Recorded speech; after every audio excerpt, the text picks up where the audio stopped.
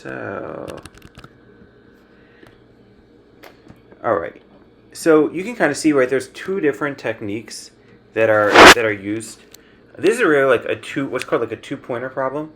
All right. So, um, let's say you have, a customers table, right, and that has obviously your customer ID, and then you have an orders table, and that also has, this foreign key of customer ID. You can see what they're doing is a sort and merge.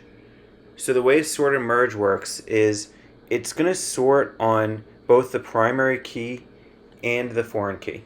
All right, so you can imagine first sorting the rows on those two columns. This table is primary key, this table is foreign key. All right, and then think about what the benefit is. So now we can just start from the very beginning. Start at the number 1 and look to see, like, is there a match here? Right, I'm trying to join these two rows. So it's going to just start at the beginning. There's a match here. So then it's going to join the two rows, right? Combine those two rows. Then it stays on 1, and then it goes to the next one. The next one's 4. So we're done with 1 now, right? There's no other. It looks at 1. It's right here. Then it goes to the first one, finds a match, outputs it. Goes to the second one, sees there's no match. Because this is sorted, it knows that it's done with all of the potential matches for row number 1. Then it goes to the next one, looks for the match currently, and this is higher than what we're currently on. So it knows that, again, there's no matches. Then it goes to the third one. It's currently right here. Sees that there is a match. Outputs it, right? Joins it if it's a inner join. And then it goes to the next one, still on 4. It looks to see the next value. Is there another 4? There is not. So then it can move down 1. So you get how that works, right? This is like this it's called a two-pointer problem, right? Because there's one pointer on on this column, and there's another pointer here. So again, like, you can think of the pointer starts here. Is there a join? And this pointer is right here. Looks to see, is there a match? There's a match. This pointer goes down to see if there's another match for 1, right? There's not. So now we have the pointer here for this column, and we have this pointer right here. It knows there's no match, so it goes down 1. All right. And then it goes for this one. The pointer's currently right here. Looks to see if there's a match. There's not, right? So then it can go down 1. Starts here. Pointer's right here. Let's see if there's a match. There is, right? So then it moves this pointer down. Sees that there's not a match. So now this pointer moves down 1. All right. So you can kind of, like, if someone asked you to code this out in Python, right? Gave you two lists and to perform the join, right? Like, I thought actually there should be a lab that has you do that. I'm pretty sure there is one. Like that would be that's like a very good leak code problem, because you will see this style of problem, and we'll go over it, right? So it's like this, what's called like this two pointer problem. The next thing is give me 1 second. Oh, here it is. Okay, so then there's this other approach, and this is what Postgres, I believe, does by default, is another approach to joining, and that's called a hash join. And what a hash join does is, you can imagine taking this column and first hashing it. By a hash, what I mean is like a dictionary. All right, and we can talk about why it's called that in a second. So how would the dictionary work? Let's say we have like an orders table, and we have a user. Sorry that it's not the same entities, but but we have an orders table, right? So we have the order ID and a user ID, and then we have a users table, right?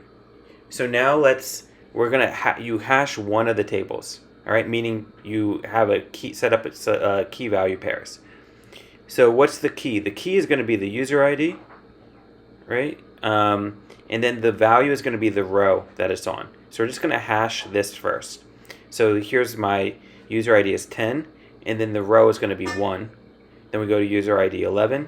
The row is going to be, that should be a 2. The row would be 2. Then we go back to user ID 10. The row is going to be 3. All right?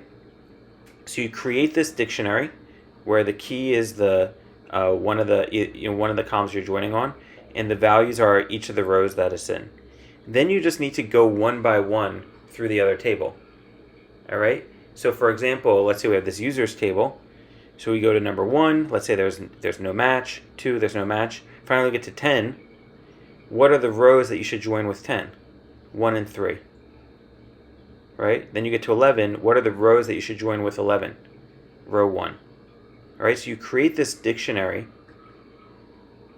and then you just go one by one through the users table, or through the other table, and you find the match. All right, so you just handle one table at a time. You create this dictionary, and then this dictionary tells you all the rows for each of these this join column, then you can easily find the match. All right, so this is what it does by default. This is the hash join. All right, and this is typically faster. However, one issue with this can be sometimes this dictionary can get so large. Right, this dictionary right here can get so large that it can't fit it in memory. At that point, it's Postgres or another database will write it to disk, and then reading and writing from disk is typically what takes a long time. All right. So those are the two techniques. The other thing that came up is just like this word hash, like what does it mean? And people have heard of hash functions. So let's just explain that for a second. So the way a hash function works, what a hash function does is it just takes your value. Let's say you have a name, like Bob Smith, and it passes that through a hash function to convert it to a location in memory. All right. So for instance, let's say the hash function is like remove the vowels and then add up the value of each letter. So like Bob Smith, let's remove the vowels, BBMTH. I guess there should be an S. I guess there should be an S in there. But anyway, and then we add up. So let's say B is worth 2, B is worth 2, so it's like 4, plus the letter M. Let's say that's worth like 10, and then T, is worth like 6, and then H is worth another 2 or something. Right, like I added up wrong, but you can imagine each letter is then given a value, and it converts to 22. What this tells us, right, once you have your hash function, whenever I input Bob Smith, I'm going to get out 22. And what that means is, if I want to see, like, you can imagine that we input Bob Smith, this is the location in memory that we're going to say, like, that we could potentially store, each of the rows that Bob Smith lives in, right? So it's like, this is a hash function. This is the output. The output is the location of memory where you're going to find the corresponding value. So another example I have is here, right? Let's say we have like the letter A. You can imagine putting that in a hash function that says go look in location 1. So you go to memory location 1 and you find the value of Apple, right? Here's another key of B, right? That's going to, where is that going to be stored? You pass it through the hash function. Let's say it gives you the number 2, right? So it's going to be stored in memory location 2. So when you do the storage, you just pass the key through the hash function, and that tells you where in location is in memory to store it, and that's where you're going to store the value. Then when you do lookup, like I say, hash pass through the key of A, right? Where is it going to find A? Well, it's going to use that hash function. The hash function is going to output the number 1, and then it's going to know, okay, I just have to look in location in memory in location 1, right? And I'm going to find the word Apple. If I do hash of B, where am I going to find that? I just have to pass the letter B through the hash function. It tells me, okay, go look in spot number 2. It looks in spot number 2. It finds the value, whatever. So what's the benefit of this is that by using the hash function, it doesn't matter how long this dictionary is, right? Once I get a key, as long as I have a key and I pass it through the hash function, it tells me exactly where to look, right? It tells me exactly where to look. So that's the benefit of this. Same thing you can imagine is happening here. We hash the user ID, and in there it's storing the values 1 and 3, right? It's going one by one through the rows. So we have to go one by one through the rows to store these values in a specific location based on the hash function.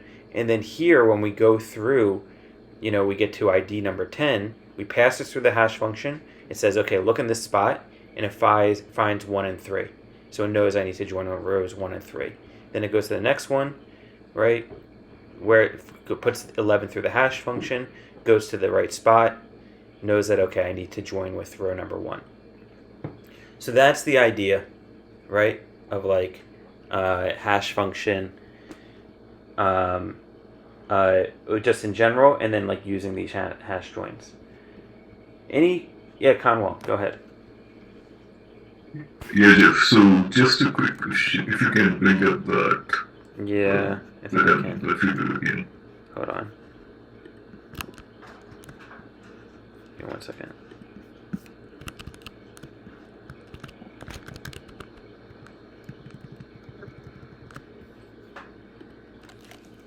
Oh, I have it. Okay.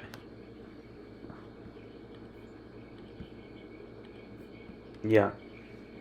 Yeah. So when I was going through this reading, I found that the hash is particularly more performant or efficient when the left table is has lesser records than the one on the right. Like, because essentially we want to make the hash as small as possible, because otherwise Postgres has to load it in disk or something. That's what Exactly. was It, written. it, it can't store this in memory, so it has to write the hash to disk, and then that Yeah. takes a while to first to write to, and then each time when it goes one by one, it has to load it, read it from disk.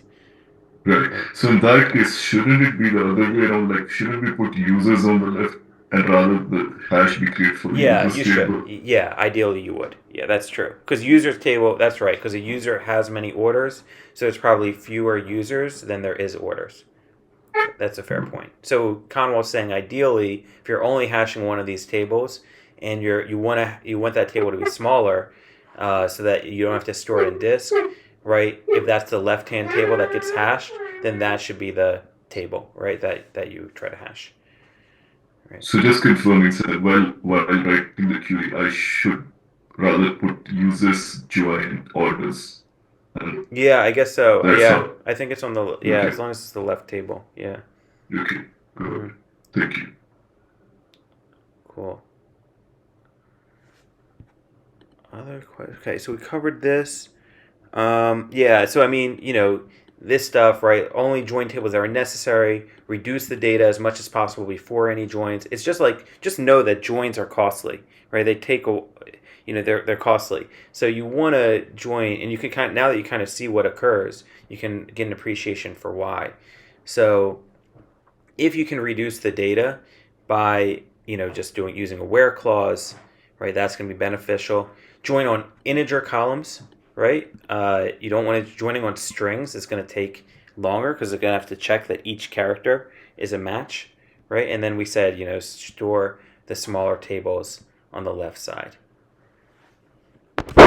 Any questions about this? No. All right, we can leave 15 minutes early.